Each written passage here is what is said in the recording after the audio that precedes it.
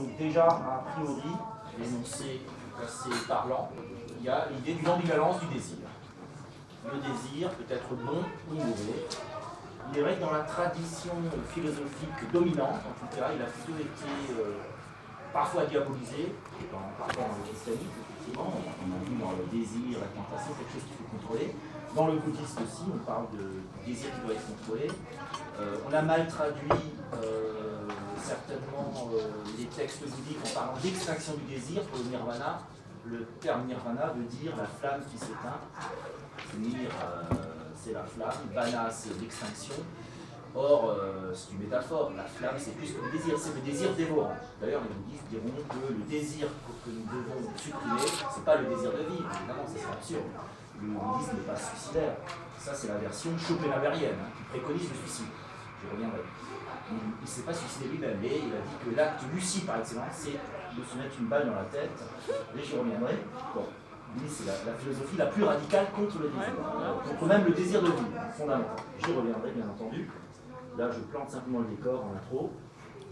Donc, que ce soit la tradition majoritaire occidentale ou orientale, le désir est considéré comme l'essence de l'homme. Enfin, le premier qui dira, c'est Spinoza, certes, il est le premier à le dire, ça ne va pas de soi pour tout le monde. Mais même si le désir est essentiel, il doit être contrôlé par la raison. Il y a une survalorisation de la raison, surtout en Occident. Et en général, c'est aussi vrai en Orient, peut-être un peu moins, c'est plus nuancé en Orient, mais en Occident en tout cas, il y a une survalorisation de la raison au détriment du désir. Et de ce point de vue-là, l'Orient et l'Occident se rejoignent, puisque vous avez en même temps un courant majoritaire en Occident comme en Orient qui est plutôt rationnel, voire rationaliste, et un courant minoritaire qui va exalter le désir, la sensualité, etc., tout ce qui est lié au désir, notamment au désir charnel, mais là je prends le désir dans sa globalité, bien entendu. On ne peut pas faire l'économie d'un détour par le désir sexuel, le désir charnel, mais c'est le désir de vie en général, le désir en général dont il est question. Donc je commence alors par l'Occident, par Augustin, d'ailleurs, qui est un des... On pourrait même dire que là on est déjà dans un Occident qui n'en est pas vraiment un, puisqu'on est dans ce qu'on pourrait appeler une forme d'Occident et aussi d'Orient, c'est le Maghreb. C'est un penseur de l'Afrique du Nord, romain, du côté de son père, mais berbère, donc oriental, entre guillemets, du côté de sa mère. Donc une culture de synthèse, donc Saint Augustin est l'un des pères de l'Église, et sa position sur le désir est quand même assez intéressante. C'est à la fois perdition et rédemption. On retient plus la perdition du désir, mais en même temps, Augustin n'est pas opposé au désir. Il a bien retenu d'ailleurs la leçon de son grand maître Platon. On retrouve appelé le platonisme chez Augustin. Je rappelle la position de Platon. Pour Platon, le désir, notamment le désir érotique, est inhérent à la vie. Il est bon en soi, mais simplement il ne doit pas être central. Il faut le dépasser. Il y a l'idée du dépassement. On doit dépasser le désir érotique par le désir intellectuel. Il y a les trois amours chez Platon, l'éros, qui recoupe le désir érotique, c'est pas que le désir sexuel, plus que ça, c'est l'éros, c'est le dieu de l'union des contraires chez Platon. Il y a la philia, désir intellectuel, et l'agapé, qui est un terme inventé par les Grecs chrétiens, c'est l'amour divin, l'amour du prochain. L'amour chrétien, entre guillemets, ou religieux, en tout cas, l'amour universel, l'amour du prochain. Voilà les trois grandes formes d'amour chez Platon et de désir, puisque Platon ne dissocie pas le désir de l'amour. Augustin reprend un peu Platon, avec cette fois-ci en plus quand même l'idée de la chute, qui n'existe pas chez Platon, ou alors chez Platon il y a une chute mais elle est purement accidentelle, il n'y a pas de mal moral en tout cas dans le platonisme, il n'y a pas l'idée du diable, du tentateur, du désir tentateur chez les Grecs. Ça c'est la nouveauté chez Augustin. Pour Augustin, c'est le désir, la concupiscence notamment. Alors on a, les pères de l'Église ont parfois fait de mauvaises interprétations d'Augustin par concupiscence. Il ne faut pas penser qu'au désir charnel, ce qu'on appelle le péché de chair dans le christianisme. C'est plus subtil que ça, c'est un désir, c'est un vouloir vivre. C'est ce que plus tard, d'ailleurs, on parlera, Schopenhauer appellera le vouloir vivre. La concupiscence, ce n'est pas uniquement les sens, justement, comme son nom l'indique, semble l'indiquer, c'est le désir de vivre, c'est l'orgueil, ça intègre d'ailleurs les 7 péchés capitaux qui sont des formes de désir excessif, chez Thomas d'Aquin cette fois-ci. Mais cela dit, Augustin quand même va charger la barque, comme on dit, par rapport à la sensualité, tout simplement parce que lui-même, ça a été son problème qu'il aurait détourné de Dieu pendant 28 ans avant sa conversion. Car il faut rappeler que sa maman s'est convertie au christianisme, son père est resté païen, romain païen, païard, c'est un peu jeu de mots, puisque son père l'a emmené au cirque et au bordel de l'époque, au lupanar de l'époque, pour l'initier au sens, pour le couper de sa mère, le couper du christianisme. Et donc, Augustin va, comme il dit lui-même si bien, parce que c'est très bien écrit, surtout les textes des confessions, est très très bien écrit, il va se vautrer en quelque sorte dans la luxure pendant de nombreuses années, jusqu'à ce qu'il reçoive cette lumière, cette sorte de révélation, très bien dans les confessions, et il réalise que finalement ce désir pour les plaisirs charnels n'est pas le désir essentiel, c'est le désir spirituel qui doit primer. Cela dit, à cette époque, il faut rappeler, les prêtres se mariaient. C'est le 4e siècle de nos frères, il y avait le mariage des prêtres, il va devenir évêque, et il va se marier avec sa concubine préférée. Il avait plusieurs femmes, pas des épouses, hein, il y avait beaucoup de relations avec plusieurs femmes, pas peut-être parfois en même temps, pas dans les détails sur ce chapitre-là, mais bref. Et quand même, il dira, tout en étant évêque et prêtre, évêque donc, il dira que chaque fois qu'il aimait une femme, c'est Dieu qui l'aimait à travers elle.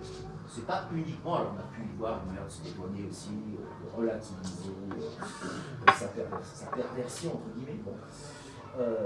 Mais c'est plus profond que ça, à mon avis. On a fait d'Augustin le père du romantisme aussi. L'idée que finalement l'amour pour Dieu et pour la femme, chez l'homme, l'amour pour l'homme chez la femme, finalement ce sont deux chemins qui mènent à la même issue. Donc il y a aussi une rédemption du désir. Le désir, la passion, c'est une forme de désir, c'est le désir authentique, si on peut dire. La passion, c'est un désir plus grand que les autres, je dirais, si on a une passion, on peut avoir des désirs et une passion.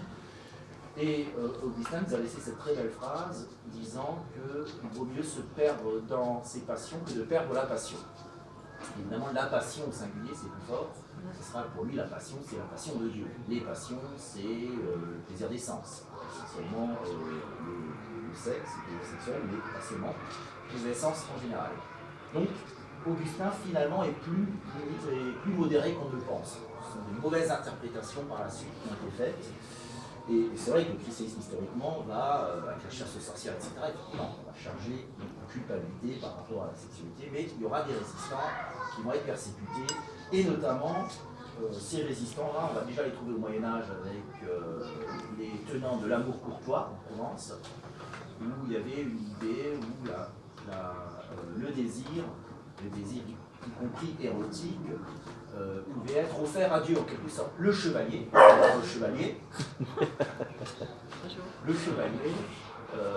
faisait la cour à la dame. C'était souvent un amour, on dit parfois aujourd'hui platonique, un amour qui n'était pas consommé, mais parfois cet amour était consommé. Simplement, il fallait que ce soit un amour de passage, initiatique en quelque sorte. Donc il y avait de véritables relations sexuelles entre chevalier et dame, et c'était considéré comme... ça faisait partie de l'initiation du chevalier, qui était prêt à mourir d'ailleurs pour la femme qu'il aimait, mais qui n'était pas son épouse. Et cette tradition, finalement, va être quand même beaucoup critiquée, et notamment elle va être remise en question à la fin du Moyen-Âge par le monde de l'Inquisition. Et parallèlement, au XVIe siècle, cette fois-ci, vous aurez en Espagne du Sud, en Andalousie, donc j'ai toujours des histoires du Sud, finalement, de la Provence et l'Andalousie, le mouvement la secte, un pays secte, des Illuminés, qui considéraient que le désir sexuel pouvait aussi être une voie vers Dieu. Je fais le parallèle juste après avec le tantrisme en Inde, dans la deuxième partie. Et ce mouvement va être sévèrement réprimé par l'Inquisition. C'est de ce mouvement que serait issu le fameux Don Juan. Enfin, c'est un mythe, il n'y a pas eu Don Juan en tant que tel, il y a eu plusieurs figures de Don Juan en Espagne du Sud. Et donc la légende, le mythe de Don Juan serait né à un moment de cette persécution, puisque dans cet esprit des Illuminés, il valait mieux avoir comme compagne une femme éclairée qui est dans la spiritualité, donc une nonne, parce que Don Juan était spécialisé dans la séduction des nonnes dans les couvents.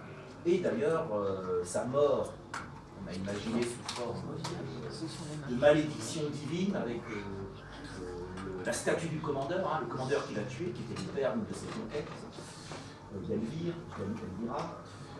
En réalité, il aurait été tué, enfin, un des Don Juan historiques aurait été tué par les prêtres franciscains, par les moines franciscains qui l'avaient piégé en l'attirant par le désir, justement, désir dangereux. Ils ont utilisé comme appât une sœur, une nonne, dont il était amoureux, pour le mettre à mort. Il est venu à un faux rendez-vous et il s'est fait tuer par le... Donc on a étouffé l'affaire, c'était pas très bonne presse pour l'église de l'époque, des moines qui tuent, même un incroyant, un impie comme Don Juan. Donc il fallait inventer un mensonge, d'où la naissance de la légende.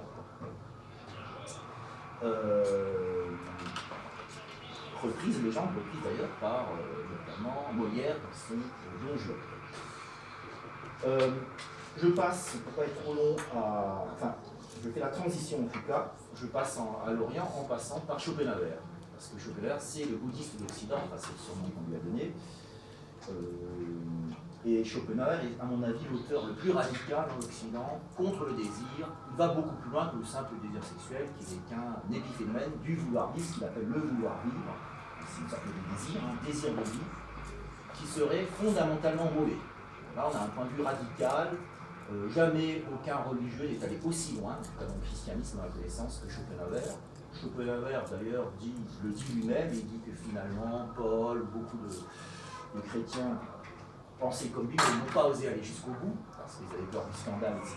Lui va jusqu'au bout, il revendique la radicalité, et il a des arguments, hein, c'est un penseur très intelligent. Il dira que finalement, le vouloir vivre, c'est la cause de tous les malheurs de l'humanité. Et d'ailleurs, il va se réclamer aussi du bouddhisme, enfin il va accepter son étiquette de bouddhiste d'Occident avec une version très tragique. En fait, il va découvrir le bouddhisme à travers des traductions anglaises, qui ne sont pas très bonnes d'ailleurs, qui ont un peu forcé les choses, qui ont donné une image fausse du bouddhisme. Le bouddhisme n'est pas une philosophie, une religion qui est contre le désir, elle est simplement une philosophie de sagesse qui nous enseigne le contrôle des désirs, et notamment du fameux raga, qui est la rage. En fait, on a raga, c'est le terme qui donne la rage. Le raga, c'est le désir frénétique. C'est la flamme, c'est le feu dévorant. Quand un désir vous dévore, évidemment, il est mauvais, il vous fait souffrir. Que ce soit une passion amoureuse, que ce soit une passion de l'argent, du jeu, qu'importe. Et là, on n'est plus dans le simple désir. Évidemment, quand on dit à un bonze qu'il désire être sage, il vous sourira, il dira évidemment, ne prenez pas les choses à la lettre. C'est pas l'extinction du désir, c'est une très mauvaise traduction. Ça n'a pas de sens. Ou alors, c'est le suicide. Que semble prôner effectivement Schopenhauer, non sans humour, hein, ce qu'il sauve, c'est son humour noir, il me semble, c'est encore une fois un penseur très, très intelligent. Je pense qu'il est aussi dans une certaine provocation. Lui-même d'ailleurs dira qu'il a réussi quand même à accepter la vie grâce à l'art, grâce à la beauté justement. Et c'est assez profond ce qu'il dit justement sur l'art, parce que pour lui, l'art nous permet justement de suspendre la rondiction du désir. Parce qu'il compare le désir au tonneau des Danaïdes, ce tonneau qui est percé, le remplir, il se vide tout le temps. Et c'est vrai, l'expérience commune nous montre bien, quand on aime quelque chose, on a du mal à se contrôler. On va manger trop de chocolat, on va trop rechercher tel plaisir, on a du mal à s'arrêter. L'être humain a du mal à s'arrêter, on le voit surtout pour l'argent aujourd'hui, d'ailleurs. Le désir frénétique par excellence aujourd'hui, ça serait surtout le désir de l'argent, qui peut rendre les gens fous, pousser les gens au crime. Donc, bien entendu, Schopenhauer fait la liste, je ne reviens pas sur sa liste, mais il va à l'essence des choses, et l'essence des choses, pour lui, c'est la reproduction. C'est le désir sexuel qui est utilisé par la nature, par l'espèce, contre l'individu, pour forcer en quelque sorte, on force la main, pour Schopenhauer, la nature, avec un grand M, il n'évoque pas Dieu, il n'est pas athée ni croyant, il est plutôt agnostique, on va dire. C'est plutôt un scientifique, enfin il a une solide culture scientifique, puisqu'il a été médecin aussi, en plus de philosophe, donc il s'intéresse beaucoup à la science. Pour lui, donc, c'est le désir sexuel qui est la manipulation de l'espèce, qui force l'individu, qui pousse l'individu, qui force quasiment à se reproduire. En plus, c'est valorisé par la société, par la culture, par la religion, parce que plus c'est la natalité, et donc il crée des malheureux. Encore une fois, Schopenhauer est un pessimiste radical, puisqu'il a cette phrase célèbre, la vie oscille tel un pendule entre la douleur et l'ennui. Dès que vous ne souffrez plus, vous ennuyez. C'est parfois vrai un petit peu. Et quand vous ennuyez plus, vous souffrez. Vous allez commencer à devoir faire des choses et vous allez faire des enfants quand vous ennuyez pour pas être seul, et il y aura les problèmes, etc. Mais il dit que c'est toujours vrai, évidemment. c'est ça? Il dit que c'est toujours lui, vrai. il est radical. Bon, lui-même n'a pas Ouais. eu d'enfant, il ne sait pas ce que c'est. Ouais. Il a eu des... Enfin, il a payé pour l'amour, surtout des escorts de l'âge. Ça, Ah ouais. ça ne pas de problème. Ouais. Il n'a pas eu de problème de niche parce qu'il était riche. Il a un héritage énorme de son père. Donc, vous voyez, c'est un peu un luxe aussi parfois de nantis, quelque part, de cracher dans la soupe. C'est ça, Schopenhauer. Il dira que finalement, alors pour la petite anecdote, il se baladait toujours avec un revolver sur lui. Oui, dans deux cas de figure, soit on l'énerve, parce que c'était un grand colérique, donc il fallait pas le chercher, paraît-il, ou soit il en a marre de vivre, c'est un grand dépressif aussi. Et il avait aussi une corde, mais toujours double usage, on retrouve un peu son humour noir. Il avait une corde, parce qu'il habitait au 5e étage de son immeuble, en bois, à Hambourg, dans l'Allemagne du XIe siècle, penseur du XIe siècle. Il avait une corde au cas où il aurait envie de se pendre, marre de vivre. Mais aussi, la deuxième raison pour laquelle il y avait cette corde, c'était au cas où il y a un incendie. Et donc là, il préfère quand même descendre avec sa corde, parce que brûler, les brûler, ça fait mal. Donc il veut bien mourir, mais pas avoir mal.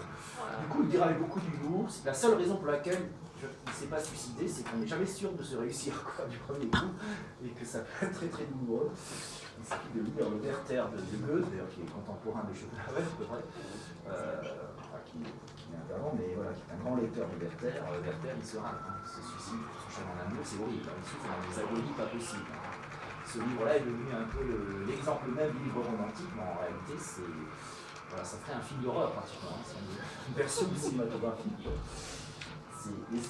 Il est mort comment, Schopenhauer? Schopenhauer est mort dans son lit tranquillement, à 80, il est né en 1788, il est mort en 1860, vous voyez, il est mort assez âgé, 72 ans pour l'époque, franchement c'est pas mal. Non, il est mort de vieillesse, on peut dire. Tranquillement. Il avait un seul héritier, c'était son chien Hartmann, l'âme du monde. Donc, ça a fait le bonheur de toutes les associations d'animaux. Parce que, bon, je l'ai un peu égratigné au passage, mais il avait beaucoup de générosité pour les animaux, notamment. Il a beaucoup milité pour les animaux. C'est déjà ça. Voilà. Contre les abattoirs, etc. Il était végétarien. Donc il avait des côtés très très positifs, malgré des outrances. Mais quand on y réfléchit, c'est pas tout à fait faux. Évidemment, ça semble exagéré, etc. Parce que sinon on ne fait plus rien, c'est la peine de rien faire. Mais quand on y réfléchit, effectivement, quand on voit ce monde surpeuplé, il faut bien le dire, avec 7 milliards de personnes, 1 milliard qui est menacé de famine, beaucoup qui s'entretuent, il y a peu de gens vraiment heureux dans le monde actuel.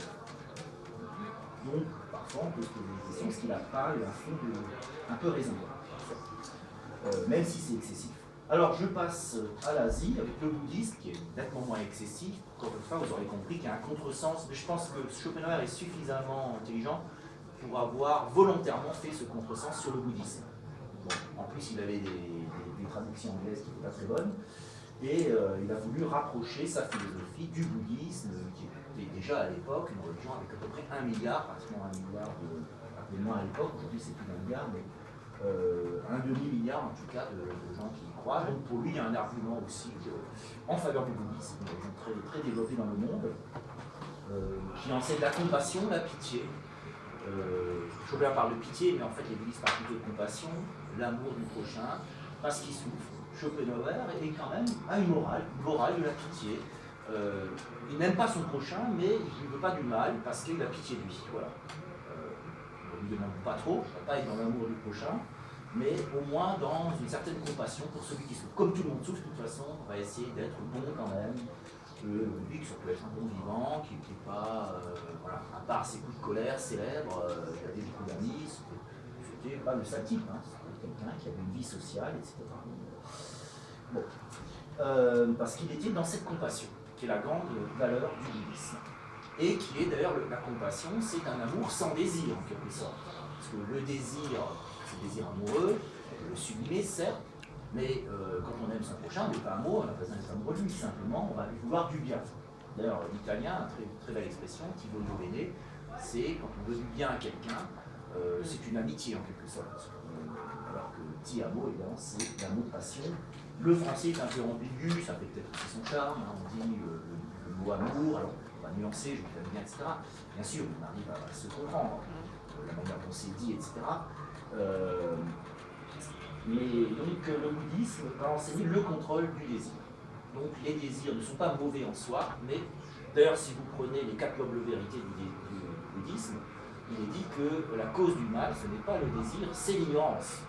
C'est l'ignorance, les deux parts de l'ignorance, c'est le désir illusoire, effectivement, enfin le désir et l'illusion, maya et raga. Mais il faut prendre les termes sanscrits, raga c'est le désir frénétique, c'est pas le désir d'être heureux, etc., le désir d'être sage, c'est le désir sensuel, mais dans ce qu'il a d'excessif. Ce n'est même pas d'ailleurs simplement, comme le dit Schopenhauer, c'est différent dans le bouddhisme. Le bouddhisme n'a jamais préconisé l'abstinence sexuelle, simplement les moines s'engagent effectivement à ne pas avoir de relations sexuelles avec certains hommes, mais le bouddhisme n'a absolument pas de problème avec ça. Simplement, c'est un contrôle du désir. C'est de comprendre que ce désir, c'est quelque chose qui nous asservit, il y a un esclavage du désir, et que c'est effectivement qui n'est pas mauvais en soi. Pareil, d'ailleurs, si vous prenez d'autres traditions asiatiques, je ne vais pas rentrer dans les détails de chaque philosophie, dans le confucianisme aussi, on enseigne la tempérance, des 4 vertus cardinales, c'est la tempérance, le contrôle de soi. D'ailleurs, dans la culture asiatique, toujours être maître de ses émotions, se contrôler, ne pas montrer ses sentiments, ne pas trop montrer ses sentiments. On le retrouve autant dans les pays bouddhistes, confuciens, que taoïstes, que shintoïstes, au Japon.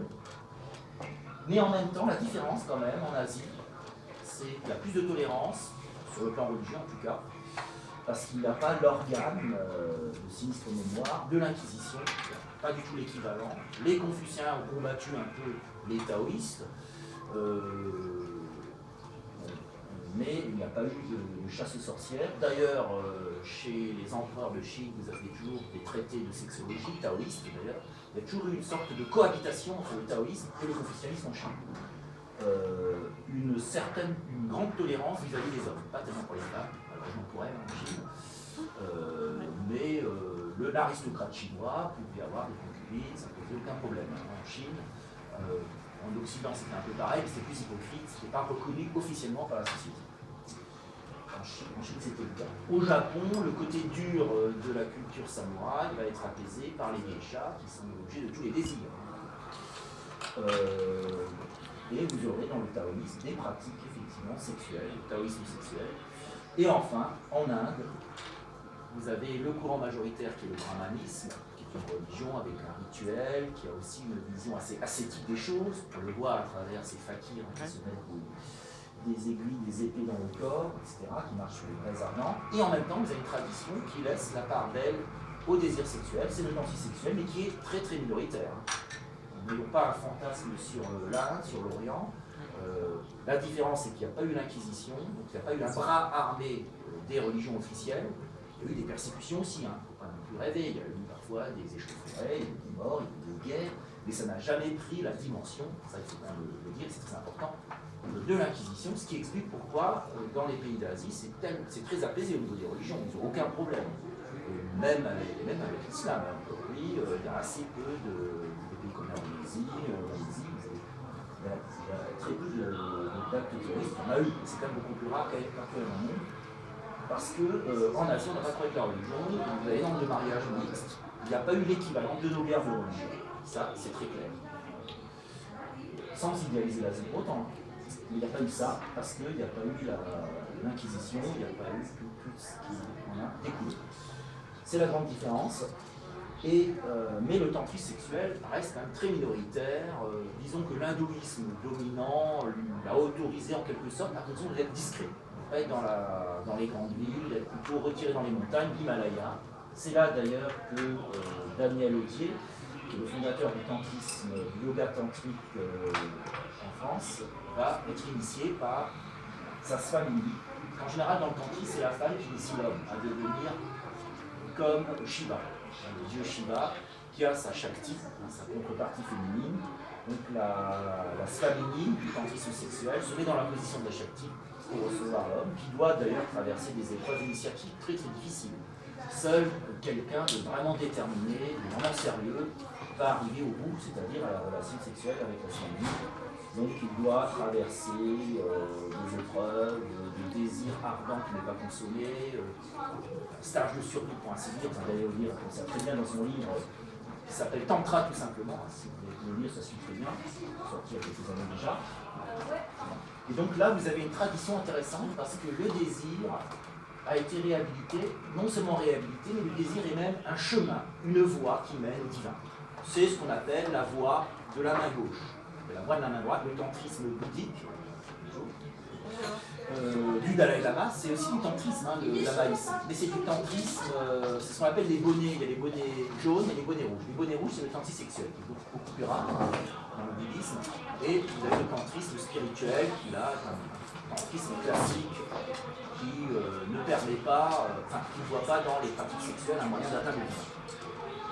Donc là, vous avez aussi, et d'ailleurs, pour faire un pont avec, puisqu'on est quand même dans le dialogue occident-orient, de ce café Tao, il faut savoir, j'ai vu ça il n'y a pas longtemps, que dans la tradition de l'amour courtois, le chevalier, quand il aimait très fort une dame qui était libre, hein, cette fois-ci, c'était pas la dame mariée, là, ça se faisait parfois, mais discrètement, mais dans le cas d'un amour déclaré, il fallait passer une période d'épreuve, de dormir avec la femme, l'homme et la femme dormaient ensemble, nus, pendant plusieurs semaines, même avec une épée ou l'épée séparée, et au bout de cette période, un peu comme dans le tantrisme, une sorte d'épreuve.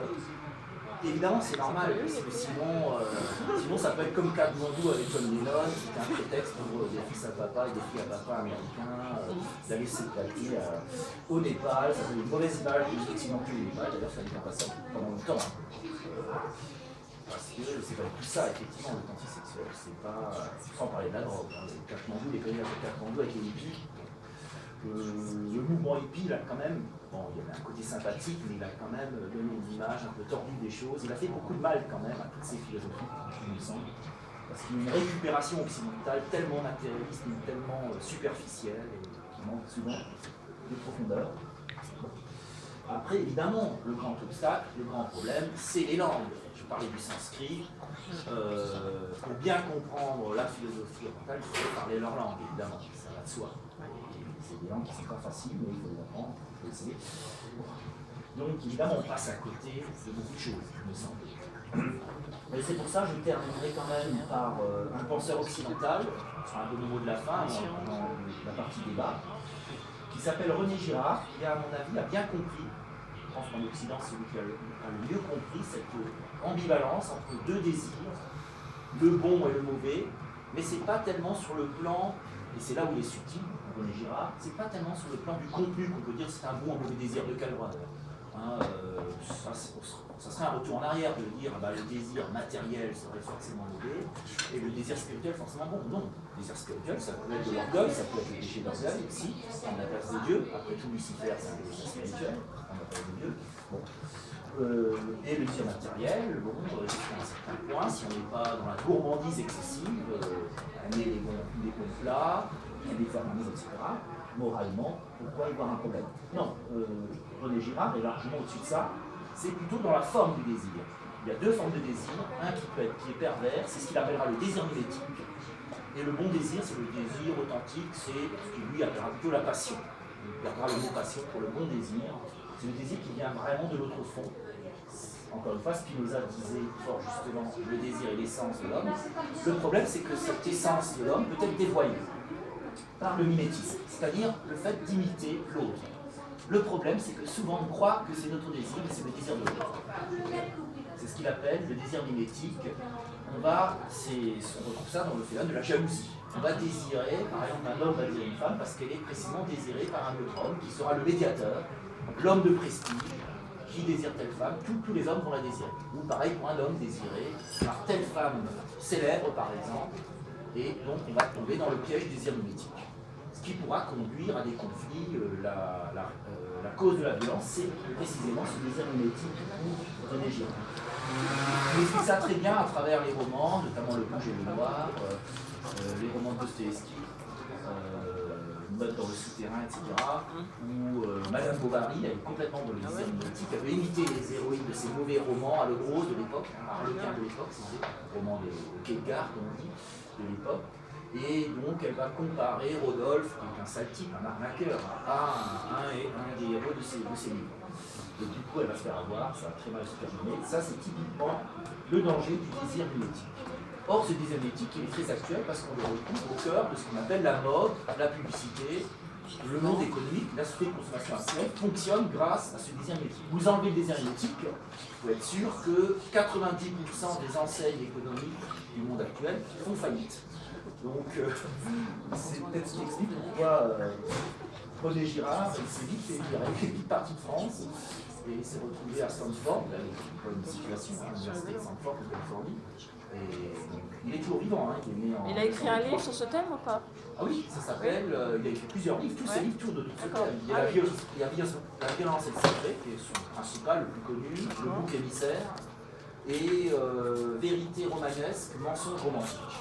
Là, il parle plus précisément du désir mimétique dans les relations amoureuses, dans le désir amoureux, c'est plus en rapport avec le sujet du jour.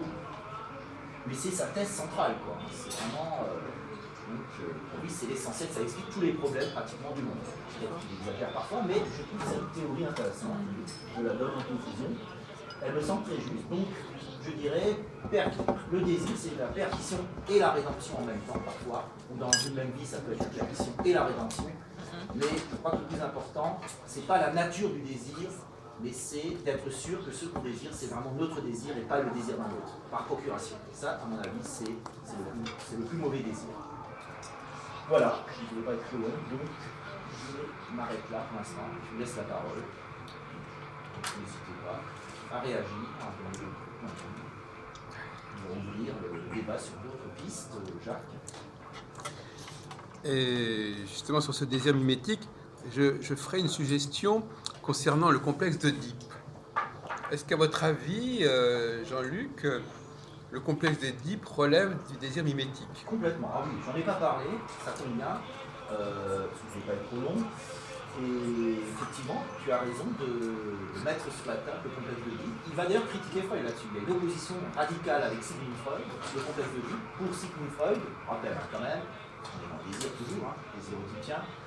Le complexe d'Oedipe, c'est le petit garçon qui est attiré sexuellement par la maman, parce qu'il y a déjà une sexualité infantile.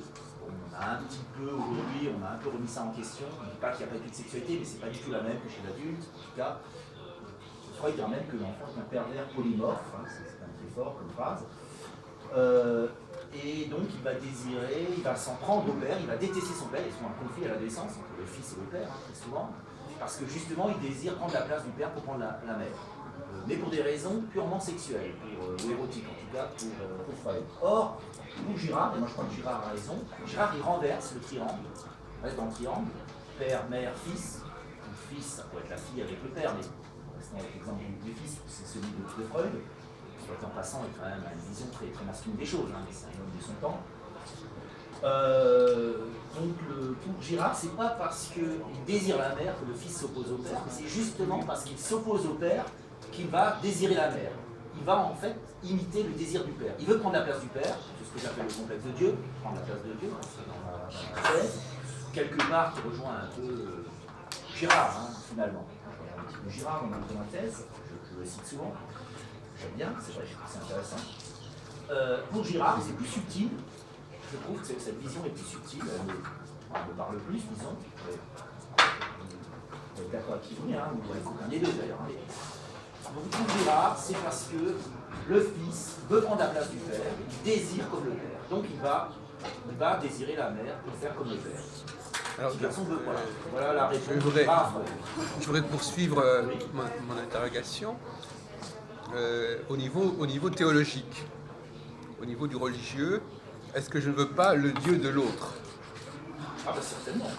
D'ailleurs, Girard, là, c'est bien, mais il fait une analyse très très intéressante dans le bouc émissaire, notamment du christianisme.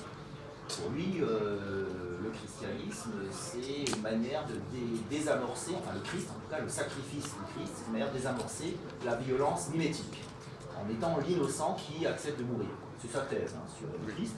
Mais tu as raison, d'une manière générale, on veut aussi le Dieu des autres religions. Oui, et notamment le Dieu d'Israël. Certainement. Puisque finalement c'est le oui, donc on veut avoir la même chose que ce peuple hébreu qui a son Dieu. On se dit mais pourquoi pas moi, pourquoi pas nous? D'où l'explication peut-être girardienne, il en parle beaucoup de l'antisémitisme. Oui. Il l'explique, hein, il le dit, C'est ça. il dit ce que tu viens de dire, hein, Girard, hein, dans le bouquet émissaire. Il expliquera l'antisémitisme par ce désir mimétique. C'est le peuple qui a eu premier cette révélation d'un Dieu unique, on va dire, hein, je ne vais pas rentrer dans les détails, on dit parfois qu'il y a eu d'autres peuples déjà avant, mais d'une manière bien organisée en tout cas, c'est-à-dire c'est le premier peuple monothéiste. Et pour Girard, en tout cas, je ne vais pas avec lui, mais pour Girard, c'est ce qu'il va expliquer essentiellement. Il y a certainement d'autres raisons, je pense, mais pour lui, essentiellement, c'est l'explication de l'antisémitisme. On n'a même pas besoin d'aller beaucoup plus loin que ça. C'est on veut voler le Dieu de l'autre, en quelque sorte, donc il faut le dénigrer pour prendre son Dieu. Voilà. Alors, je poursuis, parce que là, on a... Parce que pour l'instant, je pose des questions, mais je n'ai pas tellement parlé. Mais il y a aussi l'idée de dire, au fond, ce Dieu, c'est le Dieu de tout le monde. C'est-à-dire qu'on dépossède l'autre en disant, ce n'est pas ton Dieu à toi, ou ce n'est pas à toi, ce que tu tiens, c'est pas à toi, c'est à tout le monde. C'est une façon d'avoir une forme de désir mimétique en passant par l'universel, c'est-à-dire en disant ce que tu crois être particulier est en fait universel. C'est universel, bah, c'est Paul qui va lancer ça en disant sa fameuse phrase, hein, nous sommes tous un en Dieu. Hein, ça c'est l'universalisme, et c'est vrai que c'est quelque part, ça se discute quoi. Bien fondé cet universalisme peut être discuté effectivement parce que c'est peut-être la porte ouverte à toutes les violences. Enfin, je n'y réponds pas, hein, c'est une question que tu poses aussi, je pense. Mais s'il n'y a pas d'autres réactions, c'est peut-être pour ça qu'on parle parfois d'ailleurs d'énothéisme. Oui. C'est-à-dire il y a un peuple qui a un seul Dieu, donc, alors que les autres on passe de l'énothéisme au monothéisme. Et on passe alors à monothéisme parce que c'est le Dieu de tout le monde. Alors que l'énothéisme, c'est le Dieu d'un seul peuple, voilà. Mais en fait, Éno, oui, ça veut dire un, c'est tout est un. L'hindouisme, qui n'est pas un polythéisme, contrairement à ce qu'on dit, c'est un énothéisme. Il y a le divin chez les hindous, dans la religion indienne, l'hindouisme, quelles que soient les branches, hein, c'est vaste l'hindouisme. Il y a cette idée qu'il y a une étincelle divine, qu'il y a le divin. On parle même de Dieu parfois, hein, dans l'hindouisme, on n'a pas peur de parler de Dieu. Mais ce Dieu prend plusieurs visages, des avatars, ça peut être Shiva, Vishnu, Kali, Ganesh, etc. Tout ça, tous ces dieux ne sont que des avatars, des masques en quelque sorte, des visages du divin. Ce que dit très bien le philosophe Schelling, il parle de l'énothéisme, il dit que d'une certaine manière, le christianisme est une sorte d'énothéisme, c'est un mélange de monothéisme et d'énothéisme. Certes, il y a un Dieu qui est un, mais il prend trois visages essentiels, le Père, le Fils et le Saint-Esprit. Et là, on est dans la théologie. Revenons peut-être, mais c'est une petite parenthèse théologique sur le désir. C'est mon point de départ, il invite, hein, puisque j'ai cité Augustin, donc forcément, on cite Augustin, on a envie après d'aller plus loin et faire de la théologie, c'est passionnant d'ailleurs, mais enfin, en tout cas d'autres interventions, peut-être revenir à un côté plus trivial du désir. Yves, par exemple. Oui. Non, l'idée de. Je crois que Tolodé d'Anaïs, c'était Socrate le premier qui avait parlé un peu de l'infini du désir, comme quelque chose qui finalement était sans fin et nous asservissait. Finalement, bon, en dehors de toute conception morale, hein, même je pense, c'est simplement un état de fait. Quoi. Un état de fait qu'on est sans arrêt à désirer, à vouloir quelque chose, et c'est un peu infernal, quoi, quelque part. Et moi, je voudrais revenir à Kierkegaard, justement, avec son idée des trois stades, qu'on est quand même dans un processus évolutif, l'être humain, et que, en fait, si on regarde le désir simplement d'un point de vue, en effet, limité en soi, si on en reste à un état infantile ou adolescent, il est sûr que c'est incontrôlable et c'est un peu infernal. Mais si on passe un peu ce stade éthique pour aller vers un autre stade plus avancé, esthétique, pardon, pour aller vers une étape éthique puis religieuse, à ce moment-là, ça fait partie de l'évolution humaine. Donc pour moi, il n'y a pas de c'est presque une nécessité. Le mimétisme, justement, dont on a parlé, ça fait partie du processus évolutif. L'enfant, s'il n'a pas envie d'être jaloux, de prendre quelque chose de l'autre, de vouloir imiter l'autre, il n'avance pas. Et c'est ça qui le fait avancer. C'est parce qu'il y a ce désir mimétique qu'on veut se développer, qu'on veut être meilleur que l'autre, et c'est positif. Mais en effet, il faut aller dans ce processus évolutif et ne pas. Le danger, c'est d'y rester bloqué, quoi. Voilà. Oui, tu mets le doigt sur la différence entre l'émulation, qui est plutôt bonne, et la jalousie, qui est mauvaise. Voilà. Alors que Girard, il a une vision plus négative, mais on peut la rectifier, effectivement. Il est peut-être trop pessimiste. Lui, il voit que le côté négatif des émétiques. Toi, tu essaies d'y voir un aspect plus positif, ce qui est intéressant, ce qui est une critique intéressante du côté peut-être un peu excessif, parce que tous les grands théoriciens de génie, je pense que c'est un théoricien de génie, qui découvre une nouvelle idée, en quelque sorte, de tout voir sous l'aune de cette idée, et quelque part, ils vont peut-être tomber dans l'exagération. Le négatisme n'est pas que négatif. Ce que je voulais dire, c'est que les sociétés traditionnelles, alors je ne veux pas non plus faire une apologie du passé où notre époque est très valable, il y a peut-être d'autres formes, mais à l'heure actuelle, peut-être, il n'y a pas des rites de passage ou des rites d'initiation qui permettraient justement de passer entre ces différentes étapes et de forcer l'individu à développer un niveau supérieur. Non, il y a dépasser le désir. Les rites d'initiation, dans toutes les sociétés, il y en avait, que ce soit imposé par la religion, par la tradition ou autre. Mais peut-être aujourd'hui, justement, un petit peu, on serait peut-être dans une société plus adolescente. Le fameux complexe de Peter Pan, comme disent les psychologues américains. Oui, peut-être. Je me pose la question. Je sais pas. Ah, mais tu as raison, d'ailleurs, c'est Boris Cyrulnik qui pose la même question. Qui dit qu'en fait, on manque de rites d'initiation, notamment.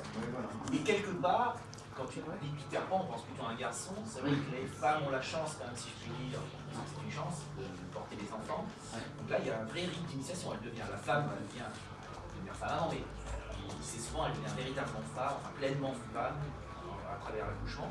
On dit généralement, elle mûrit plus vite. Oui, donc ça aide à mûrir plus vite. Alors que pour l'homme, avant, il y avait le service militaire, on l'a plus en France. C'est une erreur d'avoir supprimé le service militaire, enfin un service pacifique, différent. Mais c'était un rituel d'initiation. Et on en manque. Et service civique, mais. Maintenant on a le bac, mais en fait c'est pas vraiment suffisant. Il y a le service civique, hein. Jean-Luc, maintenant il y a le service civique qui a été c'est pas obligatoire, c'est pas obligatoire. Non, voilà. Je pense qu'il aurait fallu faire un service moins long, une sorte de service civique obligatoire pour garçons et filles, pas très longtemps, mais comme une sorte de rituel, c'est la mode républicain. Voilà. Il y en a fanatique de la République, mais bon. Il y en a qui pensent de le rétablir. Ah oui, c'est dans l'air. Et comme disait Yves, effectivement, c'est une manière de contrôler les désirs un peu trop impétueux, qu'ils soient des désirs d'argent, des désirs de richesse, des désirs de reconnaissance. Ouais, l'orgueil. Pour moi, le désir le plus dangereux, ça c'est ma thèse du complexe, c'est l'orgueil. C'est le désir de vouloir exister tout seul, de se couper des autres. C'est hyper individualiste aujourd'hui. C'est dramatique, il y a une histoire de questions dramatiques. Mais bon. Oui, alors qui veut prendre la parole? Oui, Marie-Laure. Pour reprendre ton titre. Perdition de l'enfant. Voilà. Moi je dirais spontanément que c'est ni l'un ni l'autre. Parce que de toute façon, on a déjà parlé un peu de ça de manière très juste. C'est pareil, dans l'excès c'est pas bien et dans l'autre et à l'inverse non plus. J'aime toujours citer Krishnamurti quand dans ses livres, il dénonce quand même beaucoup le désir qui est source de frustration et de souffrance. Bon voilà, maintenant c'est peut-être très bien, c'est une théorie quand même qui se défend, mais en même temps, si le désir n'existe pas, il empêche d'avancer. Donc maintenant, tout dépend sur quel aspect il prend forme. Mais moi je pense que pour moi, bien sûr à la théorie juste milieu, rester dans la modération, et il en faut du désir pour avancer. Il faut du désir aussi pour le plaisir de la vie, parce qu'on est quand même sur Terre, pas que pour s'ennuyer, qu'on doit dire. Et voilà, donc moi je pense que c'est rester dans le juste milieu. Oui, alors tu cites Krishnamurti, que j'aime beaucoup aussi, c'est un auteur très, très intéressant. Et il faudra remonter plus loin dans la tradition indienne avec le Bouddha lui-même qui a opté pour la voie du milieu, justement, à travers une petite anecdote, c'est intéressant, je la rappelle, parce que c'est bien dans le sujet, c'est comme ça qui fait penser d'ailleurs. C'est l'anecdote des morceaux de bois qui flottent dans le fleuve. Le morceau de bois qui flotte le plus vite, c'est celui qui est au milieu du fleuve. Ceux qui sont sur les côtés flottent moins vite. Pour ceux qui se sont amusés, étant gamin, c'est un jeu que j'aimais bien. bien faire, c'était de lancer des petits brindilles dans un ruisseau et de faire la course entre les brindilles, de voir laquelle va gagner. C'était toujours celle qui se mettait au centre. Enfin, c'est pas rien, par hasard, elle était au centre. Elle allait plus vite. C'est assez rigolo de regarder ça. Très belle image, et c'est vrai qu'il ne faut ni être dans le rejet radical du désir comme dans l'ascétisme. Je rappelle que le Bouddha a connu cette phase pendant 5 ou 9 ans selon les versions, une phase assez longue de l'ascétisme avec les fakirs, parce qu'il a quitté le palais de son père. Il est passé d'un extrême à l'autre, il est passé de l'hédonisme, c'est-à-dire qu'il avait tout des pourris gâtés, d'autant plus que son père voulait vraiment qu'il lui succède et avait eu le vent de la révélation sur laquelle il devait sauver le monde, libérateur du monde, comme on dit, le Bouddha. C'est-à-dire réveillé. Et donc son père a tout fait pour qu'il reste au palais. Il savait bien, voyant que son fils n'était pas un matérialiste, qu'il ne suffisait pas de lui donner du caviar, du champagne, je sais pas si c'est l'équivalent du champagne à l'époque, mais les meilleurs nectars, les meilleurs aliments, les plus grands plaisirs. C'était quand même, il voyait que c'était un gentil garçon, enfin beaucoup de cœur. Il l'a attaché à une femme. Et il s'est arrangé pour que assez vite il ait un enfant, un fils. Il s'est dit, là il est rassuré, il a eu un fils très tôt. Donc il ne partira pas. Malgré ce fils, il est parti. Il a rejoint ses fakirs. Ensuite, il a rencontré cette paysanne qui l'a nourri. Il a rompu son jeûne initiatique. Il n'arrêtait pas de jeûner. Il ne se lavait jamais. Il avait une barbe de plusieurs mètres. Enfin, il vit dans la jungle avec les fakirs. Bon. C'est pas comme ça, à mon avis, qu'il allait sauver le monde. Certes, c'est pas complètement. Ça, il a appris les choses. Hein. Il a appris à contrôler ses désirs déjà, ça c'est clair. Mais il va réaliser que finalement, la bonne voie, la voie de la libération, c'est la voie du milieu, ni hédonisme, ni ascétisme. Donc il va retourner chez lui, malheureusement c'est trop tard, sa femme a été remariée, son fils ne l'a pas reconnu, son père l'a renié, il n'y a que sa maman qui a eu pitié de lui, qui a pleuré pour lui, il est reparti avec la mort dans l'âme, prêt à mourir même, de faim, il a refait un jeûne et il a eu sa fameuse illumination. Il a eu le corpus, il aurait eu le corpus essentiel du bouddhisme, qui est effectivement une voie, ça c'est une philosophie, une religion, une doctrine, qu'importe le nom qu'on lui donne, hein, parce que c'est tout ça à la fois psychologique. Moi je dirais une doctrine spirituelle qui plaît beaucoup en Occident parce qu'effectivement elle est dans un juste milieu entre les excès de l'hédonisme, la recherche de l'argent, de l'avoir à tout prix, etc. On a vraiment cette folie aujourd'hui, hein, ce qui se passe à la FIFA, etc. C'est un exemple. C'est vrai. Les magouilles, etc. Mais d'un autre côté, on ne peut pas non plus retourner à une situation d'ascétisme dans un monastère qui ont la vocation, heureusement, c'est bien, mais voilà, on n'est pas tous faits pour ça. Donc il faut une voie du milieu, je pense. Et pour ça, le bouddhisme est très sage. Le désir, oui, mais pas trop, quoi. Donc rédemption, oui, les bouddhistes, je dirais comme toi, ni l'un ni l'autre. Moi je dis c'est un peu les deux, mais ça peut aussi être ni l'un ni l'autre. Ben, c'est un peu pareil les deux, oui. Oui. C'est un peu pareil, parce que c'est un peu, bon, je sais pas, profiter de tout ce qui existe, hein, sans l'excès de... Par exemple, si on peut dire le désir, l'excès du désir, c'est entre guillemets la débauche. On va prendre ça comme ça. Bon, on n'est peut-être pas tous disposés à vivre dans la débauche. Pour le désir sexuel, en tout cas, c'est la débauche. Oui, je parle de désir, en parlant de désir sexuel, je parle de ça particulièrement. Voilà. Autrement, le désir, le désir, comme je disais tout à l'heure, ça permet d'avancer dans la vie. Sans quoi, c'est pas intéressant. Il faut faire ce que disait Épicure, il faut avoir, je dirais, une diététique des désirs. Des Pas mal, c'est vrai. Épicure a prôné une diététique des plaisirs. C'est-à-dire qu'il faut désirer modérément, mais désirer d'abord les choses naturelles et nécessaires, pas les choses superflues. C'est-à-dire manger, boire, dormir. Ensuite, éventuellement quand même le sexe, pour Épicure, il n'est pas contre, même si c'est déjà secondaire par rapport à manger, boire et dormir, c'est logique. Et ensuite, les troisième type de désirs, qui sont des désirs qui sont dangereux, c'est les désirs superflus, l'argent, les honneurs, la gloire, etc. Oui. Je peux dire, je dirais qu'en fait, il faut déjà savoir ce qu'on désire vraiment. C'est déjà se connaître soi-même pour savoir ce vers quoi on peut aller. Donc c'est une identification de ses propres désirs en adéquation avec soi et non pas subir les désirs prescrits communs qu'on nous assène, de mimétisme par exemple, on y revient, d'être des consommateurs outrance, d'être ici, d'être cela, mais développer une individualité propre par rapport à ça. Ça me paraît. Donc c'est un travail quand même sur soi à faire pour voilà, pour pas être un mouton canalisé par rapport à ses désirs. Vous revenez complètement Un à la peu une voie de Bien sagesse. sûr, c'est la voie de Girard. Petite voie de sagesse. Mais moi, je suis tout à fait d'accord avec vous, donc c'est Girard qui le dit, et très bien aussi. Effectivement, connaître son vrai désir, ça suppose donc un travail sur soi, comme vous l'avez dit, de connaissance de soi. On revient à Socrate, justement, qui a été cité par rapport au Tonneau des Danaïdes. Donc Socrate parle aussi du Tonneau des Danaïdes, Épicure aussi d'ailleurs. Tous les grands philosophes grecs en parlent. C'est une sorte de... C'est une superbe image, hein, ce tonneau percé. On n'arrive pas à remplir. Le désir, c'est ça. Mais en même temps, oui, même si l'essentiel, c'est de savoir que ce tonneau est percé, mais on a quand même le plaisir à le remplir. Voilà, ça nous fait bouger. C'est ce qu'on appelle le jardinage, par exemple. On a arrosé nos plantes, on sait qu'à un moment donné, elles finiront par mourir, mais on les arrose quand même. On essaie de les faire vivre le plus longtemps possible, on les aime. Et c'est pareil pour la vie humaine. Hein.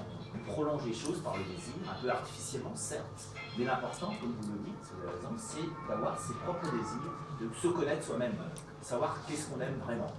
Parce que c'est pas si évident que ça. Ça demande un travail sur soi, par la psychologie. Ce qui est bien dans notre société, effectivement, Krishnamurti par exemple, je trouve que c'est un grand sage aujourd'hui. Ça peut être, on peut se construire, je pense, en lisant Krishnamurti. Pas mal de personnes qui ont donné un sens à leur vie en lisant Krishnamurti. Parce qu'il écrit beaucoup de livres, et ils sont tous très bien, et beaucoup d'humour. Bon, c'est quelqu'un qui a le mérite de ne pas trop se prendre au sérieux, qui écrit, qui est très accessible, et il y a du bon et du moins bon dans tout ce qui sort. Hein. Il y a tellement de livres sur les recettes du bonheur, etc. Enfin, déjà, quand vous aimez le mot recette, je me méfie pas. Krishnamurti, c'est pas des recettes, hein, mais c'est une sagesse, une vraie sagesse d'aujourd'hui. Il y en a beaucoup d'autres, hein, bien entendu. Et n'hésitez pas à aller à fréquenter, je tombe vers Maxime, mais les anciens, Spinoza notamment, hein, qui est quand même au cœur, hein, comme citation, si vous avez vu le petit flyer, le désir est l'essence de l'homme. On n'a pas dit mieux sur le désir, Spinoza, c'est fondamental. Donc de toute façon, qu'il soit perdition ou rédemption, de toute façon on n'a pas le choix, on est désir avant d'être raison. Ça, c'est la grande découverte, si je puis dire, de Spinoza. Il a fallu attendre quand même assez tard, hein, le XVIIe siècle, pour qu'un philosophe enfin nous dise cette évidence, que nous sommes de toute façon des êtres de désir avant tout. C'est pas trop le choix. Alors je sais pas si tu profites de... Tu lui attrapes la perche, oui, du coup. On va foutre. Un désir. Ouais. Il y a trois mots dont on est mentionné. Oui. On le parle essentiellement du dernier du désir. C'est vrai, il y a perdition et rédemption. Perdition, donc on perd où ou on perd quoi? Ça se traduit perdition. Est-ce que c'est moi qui me perds une notion que je ne connais pas, l'aspect du désir? Et si c'est rédemption, moi j'ai par exemple parlé de théologie, sur rédemption, qui est un concept de théologie. Tout à fait. Là, tu ne fais pas du tout hors sujet, la théologie. On peut appliquer éventuellement à des concepts non théologiques, mais c'est fondamentalement théologique. Et racheter, rachat de feu. Faut oublier d'ailleurs que c'est très intéressant, le premier-né juif est toujours racheté. Ça veut dire. C'est une tradition que se perd un peu, mais ça concept d'abord et après une petite histoire. Excuse-moi, est-ce que tu peux parler un peu plus fort? Oui. Merci.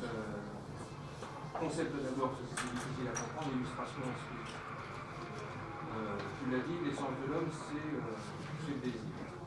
Bon, d'accord, ça ne dit rien sur ce qu'est le désir. Sinon que c'est l'essence de l'homme. Quand on ne sait pas ce que c'est qu'un homme, ça ne nous arrange pas. Donc, en fait, il faudrait se demander ce que vraiment on désire de dire. Et il me semble que c'est de l'ordre purement symbolique. Au sens où l'objet désiré, à savoir d'ailleurs le désiré à l'anagramme de sidéré, il peut y avoir aussi ce que ça veut dire. C'est-à-dire que je dois trop pétrifier, figé, médusé, devant l'objet même du désir. Pourquoi ça peut s'entendre en anagramme? Parce que l'objet du désir n'est jamais autre chose que ce que l'on désire inconsciemment. C'est-à-dire que que l'objet du désir est l'inconscient d'un objet qu'on désire totalement. Donc on remplace l'inconscient par quelque chose de réel. Donc, il y a une autre chose qu'il faut faire intervenir, c'est ce désir, on va peu en parler, c'est comment il est satisfait. Il est satisfait par un terme que l'on nomme le plaisir ou la jouissance. Le plaisir, c'est la même chose. Le plaisir, c'est la satisfaction d'un désir. Donc on peut très bien avoir des désirs sans être frustré de leur réalisation ou de la capacité de les atteindre. C'est-à-dire qu'on peut ne pas éprouver de plaisir, mais toujours avoir des désirs. L'un n'empêche pas l'autre. On va voir d'ailleurs que l'un empêche fondamentalement l'autre parce que le plaisir est impossible d'obtenir, du moins la jouissance, c'est-à-dire le vrai plaisir. Dans la mesure où, si l'objet désiré est inconsciemment un désir d'un objet antérieur à ce que je voulais, c'est qu'il est inatteignable. Je vais toujours chercher le plaisir, de toute façon je rechercherai un plaisir inatteignable. C'est pour ça qu'on est toujours frustré d'être amoureux. Quand amoureux, il y a toujours le désir, c'est ce qui me manque. Je signerai que le mec qui est amoureux, il dit même quand sa nana est à côté de lui, tu me manques. À un moment donné, il va falloir poser la question. Après, c'est le fusionnel, c'est le passionnel. Donc on voit bien que c'est assez compliqué. Donc si la jouissance, c'est la mise, la réalisation possible du désir, on voit bien que c'est impossible. Et comme l'impossible